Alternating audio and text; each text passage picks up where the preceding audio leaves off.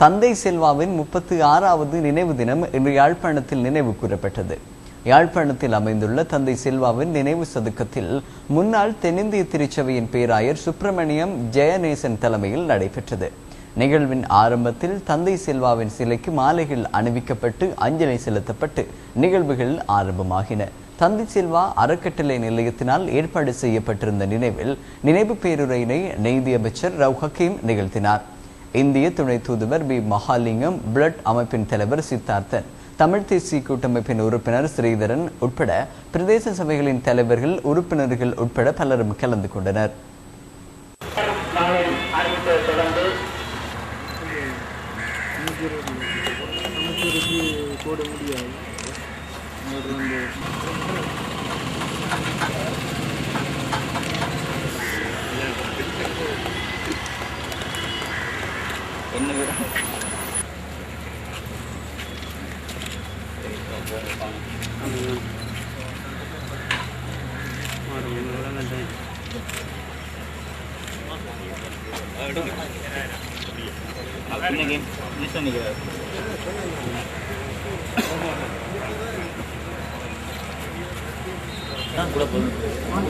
பொழுது அவர் மிகுந்த மகிழ்ச்சியோடு தவறை அவர் மிக வலுவாக அவர் அங்கு எடுத்துக் கூறினார்.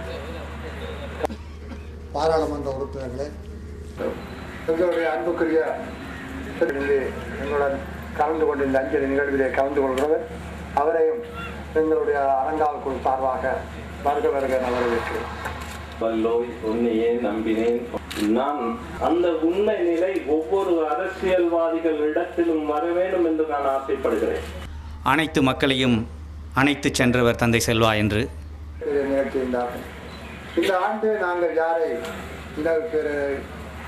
தந்தை செல்வாவை தொடர்ந்து வந்த எந்த தலைவருக்கும் பெரியவர் என்று யாரும் சொன்னது கிடையாது.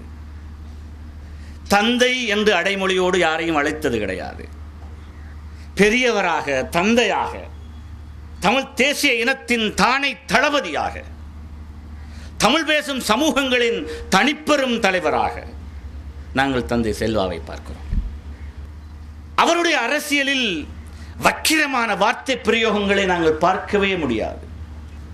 அவருடைய வாழ்க்கையின் ஆரம்பத்திலேயே அவர் எதிர்கொண்ட சவால்கள், அதை இன்று அவருக்கு பின்னாலே வந்திருக்கிற பரம்பரையினரைய நாங்கள் சந்திக்கிற சவால்களோடு ஒப்பிட்டு பார்க்கிற போது நாங்கள் எம்மாத்திரம் என்று நினைக்க தோன்றுகிறது.